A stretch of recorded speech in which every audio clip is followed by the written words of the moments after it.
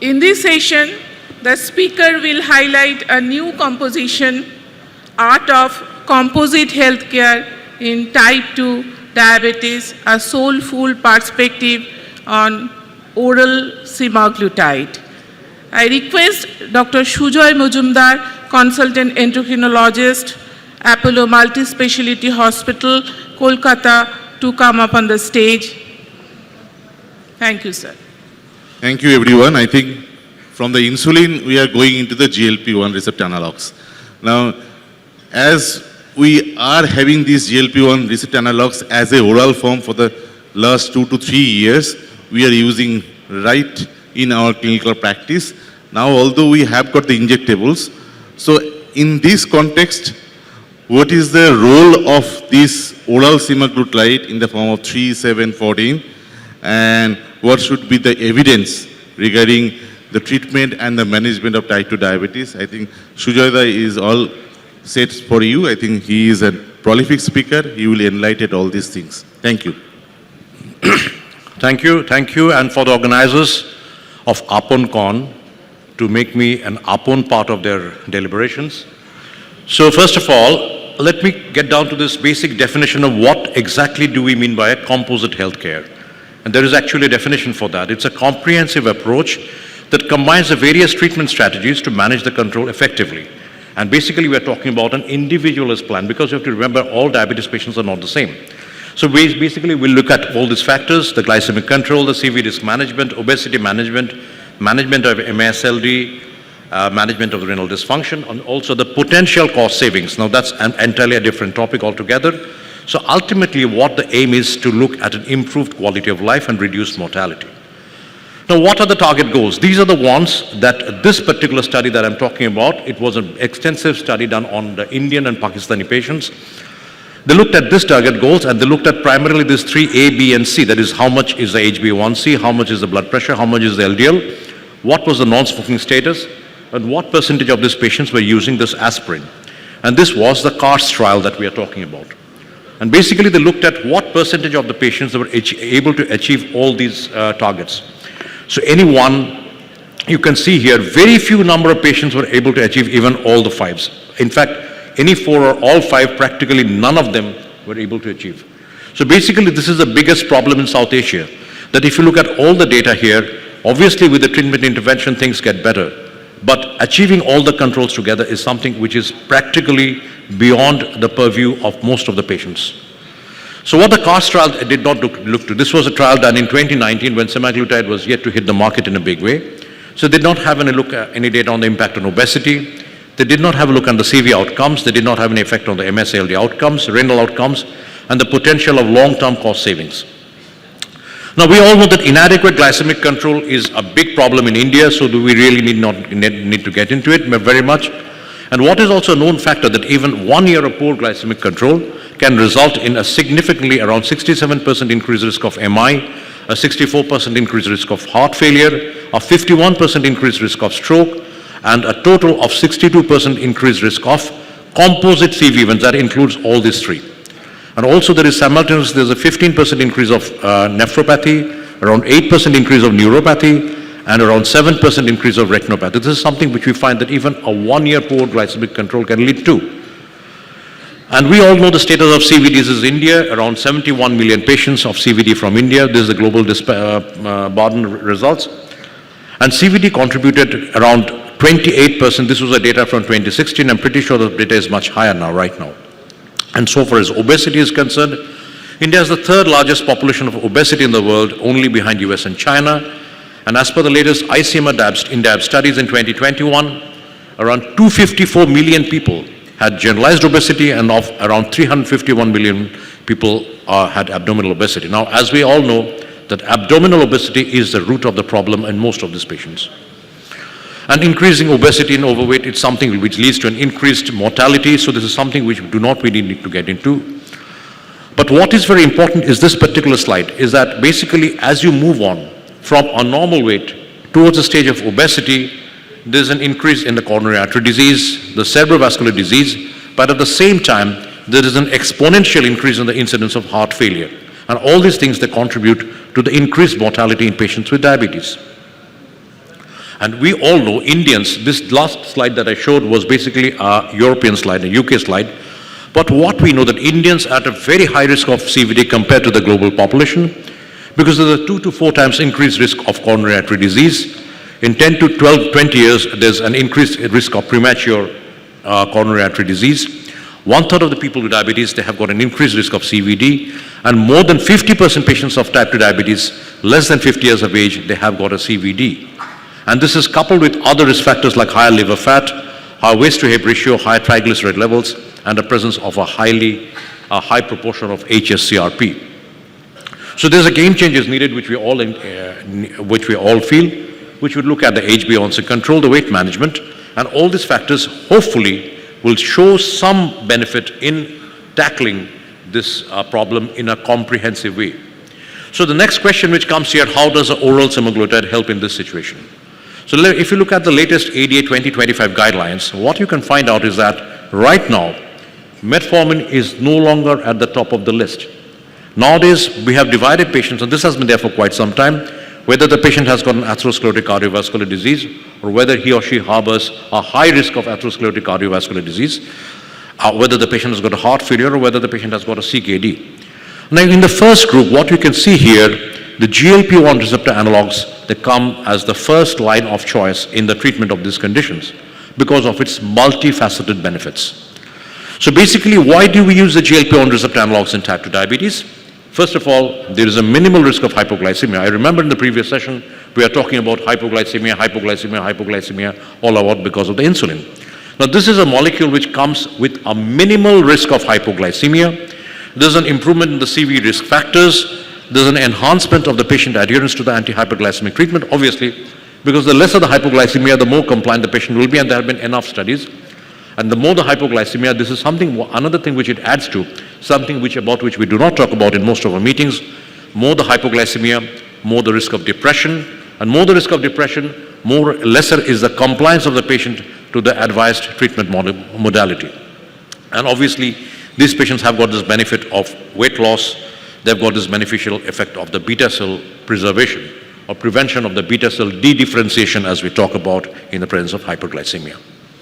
That's why GLP-1 receptor analogs have been advocated in most of the world guidelines, be it the European Society for Cardiology, be it the KDIGO, be it the ADA, or be it the European Association for Study of Diabetes, European Association for Study of Liver Disease, and European Association for Study of Obesity. All of them have recommended GLP-1 receptor analogs as a first-line drug. And what has been seen with semaglutide is that the sooner you start the treatment on patients with semaglutide, the earlier will be the response, irrespective of the duration of diabetes at any of these ages, if it is less than 5 years, more than 5 years, or more than 15 years. At any stage of diabetes, this class of molecules is going to get you a significant outcome benefit. But what has been seen here is that the other agents are also there, and obviously this question will be raised, what about trying the other agents? And what you can see here, so far as the HbA1c reduction is concerned, if you look at all the studies which have been done here, the Duration 2, the 1860 LIRA, the AWARD 5, the SUSTAIN, PIONEER 3, everyone, the GLP-1 receptor analog, whatever the choices, is outscoring the other agents which are used for the treatment. And this GLP-1 receptor analogs have got this unique benefit that they produce a substantial reduction of the body weight, something which no other oral agents have been able to demonstrate, apart from metformin. So we had this SUSTAIN 6 study which came in 2016, and you can see here in the primary outcome there was a 26% relative risk reduction of the 3-point MACE. There was around significant reduction of the non-fatal stroke of around 39%, and the death from cardiovascular disease, it was shown to be non-inferior to placebo. This was done with the injectable semaglutide. Now compare that with the PIONEER 6 trial, which was done with the oral semaglutide, which is significant, surprisingly enough, did not show any 3-point MACE benefit. It did not show any improvement in the non-fatal MI, it did not show any improvement in the non-fatal stroke, and it did not show any improvement in the death from the cardiovascular causes. So obviously this question comes in, what was the difference? You're using the same agent both the times. In PIONEER 6, you used the oral semaglutide. In the SUSTAIN 6, you used the injectable semaglutide. So this was the explanation why they found out what were the reasons why oral semaglutide at that time was not able to demonstrate significant superiority. First of all, the duration of the trial in SUSTAIN-6 was much more than what it was with Pioneer-6, and there were lesser number of events in Pioneer-6 than in SUSTAIN-6. The 3-point MACE was very similar. However, in SUSTAIN-6, this 26% reduction of the 3-point MACE was statistically significant, whereas in Pioneer-6, though there was a 21% relative risk reduction, this was not statistically significant. Also an important issue, in Pioneer-6, many people in the placebo arm, they were on SGLT2 inhibitors. So obviously this was another thing which probably balanced. It did not show any superiority of oral semaglutide compared to the placebo arm. And also another big issue here was that in SUSTAIN-6 it was demonstrated there was an increased incidence of retinopathy. So patients with sustained retinopathy, they were excluded from the Pioneer-6 trial. So obviously, we felt that the same molecule, if given in different forms, they should have the same action. But why was Pioneer-6 not able to demonstrate any significant cardiovascular outcome benefit? And that led to this trial, the SOUL trial.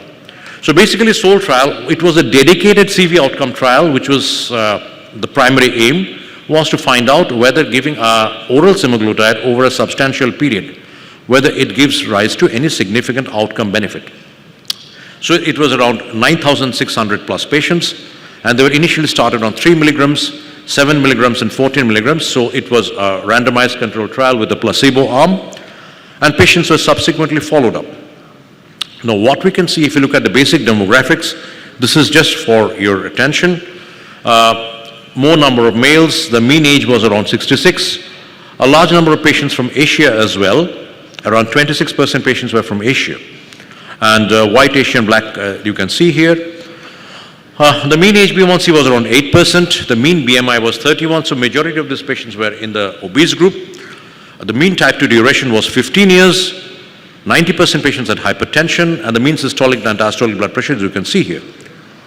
And what other things you can see here is that around 70% patients had a coronary artery disease, 21% patients had a cerebrovascular disease, 23% patients had a heart failure, and around 15% patients, they had a peripheral arterial disease. 42% patients had a CKD, and the mean EGFR was 73. So what you can see here, we had a substantial population of patients in the SOUL study who were very high risk group. So what is the other concomitant medications they were taking? Most of these other patients were getting the standard of care. So 80% patients were on RAS blocker, 64% patients were on beta blockers, more than 88% patients had lipid lowering therapy, 77% patients had antiplatelet therapy, and 42% patients had diuretics. And if you look at the concomitant medications, around 76% patients were on metformin, 50% patients were already on insulin, nearly 30% patients on sulfonylurea, DPP-4 inhibitors around 23, and around the 26% on SGLT2 inhibitors. So basically it was a very evenly distributed.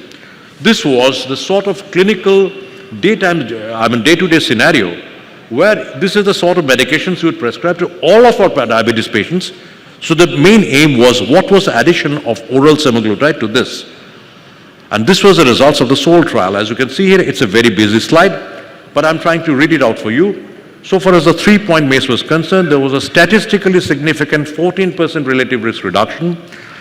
Death from the cardiovascular causes was obviously not significant, but there was again a 7% non-statistically significant relative risk reduction of death from CV causes.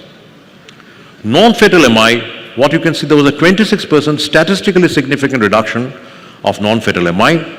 Non-fatal stroke, again, not much of a difference, but there were some significant differences in the major adverse limb events, that is the peripheral arterial disease. It showed a significant difference. The CKD events were not much influenced by that.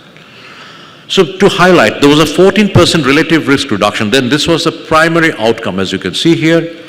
And what is very important is that the curves are separating pretty early. So you cannot explain that just by the weight loss because of the semaglutide. Because within just 6 weeks of time, you would not expect any substantial weight loss with oral semaglutide, as we have seen.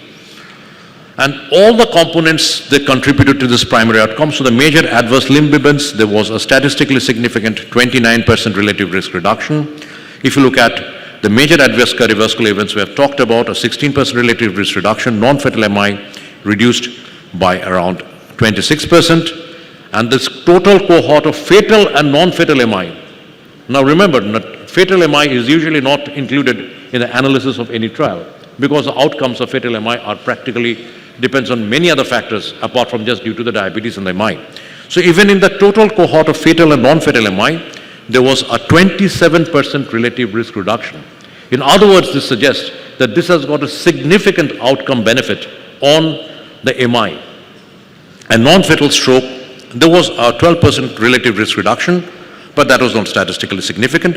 But what is also very important, it showed a significant outcome difference in the coronary revascularization outcomes. So if these patients were subsequently subjected to the coronary revascularization, people with oral semaglutide, they had a much better outcome. And there was a large reduction of MACE, so what we can see that there was a significant reduction, particularly people who had a higher HbA1c. This group of patients showed a better outcome than people who had an HbA1c less than 8%, and the difference was the order of 27%. And if you look at in Asian patients and compared to the rest of the world, they showed a very significant outcome benefit. Now you can always argue the number of patients was quite less.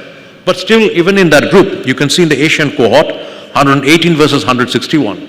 But still, it is showing something around 27% outcome benefit of the 3-point MACE.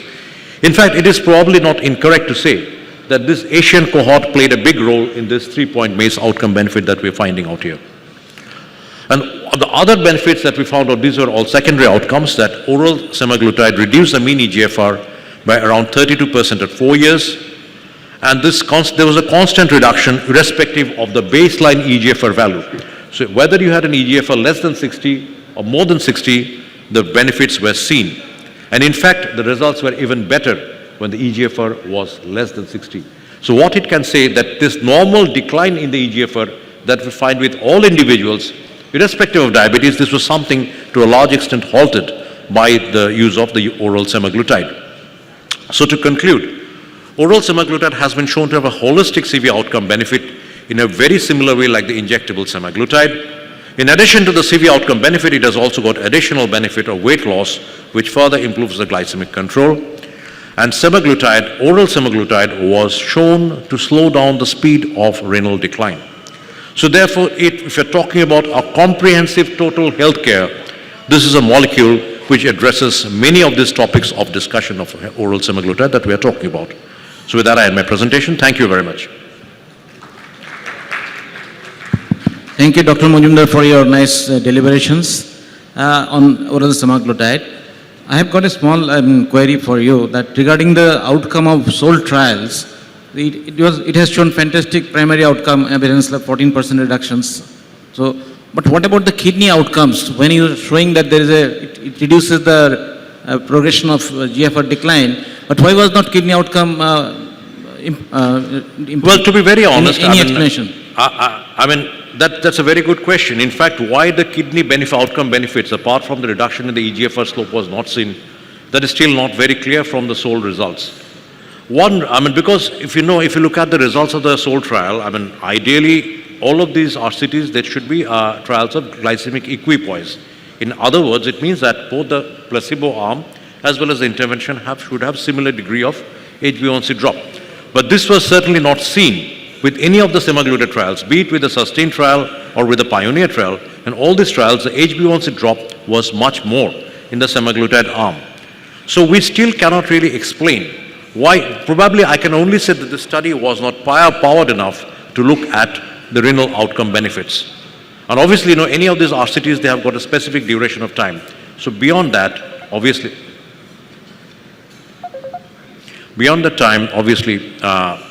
I mean, if you would have continued a little longer, probably those benefits would have come around, but we do not know. That's just subject to speculation. Actually,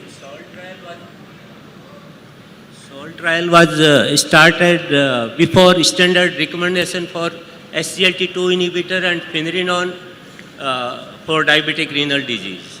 It was started earlier, SOUL trial. Yeah. But even if you look at it, if you look at the cohort characteristics, a substantial number of patients were on SGLT2 inhibitors. So very few patients were on SGLT2 inhibitor. in Around SALT trial. 27% patients, that's not a small number. Around 27%. If you look at the results of the SUSTAIN 6, they're also, if you look at the results of the PIONEER 6, there are also a substantial number of patients who are on SGLT2 inhibitors. But this is where the problem was, why the PIONEER, it did not show, because there was a proportionally higher proportion of patients in the placebo arm with SGLT2 than with the intervention arm. So that was what made the difference. So after this SALT trial, can we use all these 4 molecules in established diabetic kidney disease? That is ARB, We have got other finerenone trials. and- We have got other trials which have looked at the outcome of the semaglutide and on kidney disease, and they have shown fantastic results. So there is, if you're looking at the treatment options in patients with diabetic kidney disease, we have got RAS blockers, we have got SGLT2 inhibitors, we have got finerenone, and we have also got semaglutide, which has been shown. That's actually beyond the purview of today's discussion, so I did not get into it.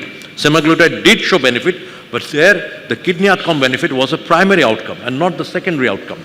And you remember in any study, the primary outcome benefit, the weight is much more than that of the secondary outcome benefits. Because injectable semaglutide. Just one question from my end. I think my question is very simple. So for the last 2.5 years, we are using the oral SEMA. For the last 4 months, we have got the competitors. We have got the competitors like the injectable SEMA, and I think Shuja will describe regarding the injectable tirzepatide. So in this context, that means the injectable SEMA and injectable tirzepatide, what is the area of the oral semaglutide in the clinical practice? Well, let me be very practical here. With the oral semaglutide, the primary benefit, it is an oral tablet. Okay. With an injectable semaglutide, one is it's an injectable, and secondly is the cost concern. The injectable semaglutide at the dosage where it has been shown to have a significant outcome benefit, it is going to cost something around 12 to 14,000 rupees, if I remember it correctly. With oral, even with the innovator brand, you can manage it 8 to 9,000 rupees. So that's a practical difference. So these are the two outcome benefits. Obviously, you cannot really compare, because if you look at most of these injectable semaglutide studies, they were, in addition to the diabetes patients, they also looked at the obese non-diabetic patients. So that was the thing. So basically, you can use any one of your choice, but the bottom line remains that in a diabetic patient, obese, who is not willing to go on to injection, this provides a substantial reassurance that use of the oral semaglutide will provide a significant cardiovascular outcome benefit. That's a simple one-line statement. Questions from the floor. Dr. Sujay, am I audible? Yes, please. So the same molecule, when was injected in the SUSTAIN trial as Ozempic, and then it was given in the PIONEER as Ribelsus, and then in the SOUL again Ribelsus. Why the mechanism of action, the mechanism of benefit, or the benefit which was driven? No, I think I've explained that already. Because there was no. So you did not listen to the question. In the SUSTAIN trial, the best the driven was mainly because of the reduction in CVA incidences. The CVA was the main driving force of the benefit about as far as the 3-point MACE was concerned. Whereas if you see the PIONEER trial, it was cardiovascular death benefit. And now you come to the SOUL trial and they said that the coronary or the less myocardial infarction. So the same medicine working in the same way, maybe Well, you can get different results with the same agent depending upon the cohort characteristics. That is something which makes a difference. Because the cohort in the SUSTAIN, the cohort in the PIONEER, and the cohort in the SOUL, they were not the same. They were entirely different cohorts. So this ultimate outcome benefit that comes out of it, and basically if you have to really look at all these results together, you have to do a meta-analysis of all these trials and some other trials which have been going on, and which will give you a sort of a consistent message. Now, none of these messages are actually, if you look at all the outcome benefits, none of the results are in discrepancy with the actual final outcome benefit. Yes, I agree that in SUSTAIN, for example, the CVA outcome benefits were definitely there. I agree. But again, it entirely depends upon the cohort characteristics. And can it be the fourth pillar in the treatment of, as Doctor was telling that, Dr. Bansali was telling that, can it be a fourth pillar in treatment of diabetes CKD after finerenone? RAS blockers and Yeah, it is now SGLT2. established. There has been a trial on semaglutide in CKD, and that trial has been published, which has shown that it is definitely something. No, So that's right the- now, if you look at the recent guidelines, they advocate that after RAS inhibitors, after SGLT2, after Finerenone, you can certainly add injectable semaglutide in people who have still got amount of residual renal disease. So you can still use it. Yes, there's no problem with that. What is the status of trials of oral semaglutide 25 and 50 milligram? Sorry? Status of trials of semaglutide oral 25 and 50 milligram per day. Trials are going on. 25, obviously the semaglutide 25 Yes, so and 50, 50. there has been data on that. But the problem is that basically it's going to be a very costly molecule. 25, 50, even if you look at even at an injectable semaglutide of 2.4, if you're shelling out something around 14,000, it's just left to my imagination what the cost would be for the 50 and 25 and 50 have not yet been launched. in India. 2.4 is not 14,000, it's more. Huh? 2.4 is more. It's not 14,000, 2.4. It's up to 1 is 14,000 for the SEMA, injectable SEMA. Yeah, but if you're talking of 50 milligram of semaglutide, we don't know So what the 50 is on the trial, I think. We don't know what the cost is Phase 3 going to be. trial, still the report is coming, so it is not possible to use because it is not actually FDA approved. So if it is there, then we will discuss. I think for the paucity of the times, I think we have to end these sessions, and the next speakers will be introduced by. Thank you, Dr. Sujay.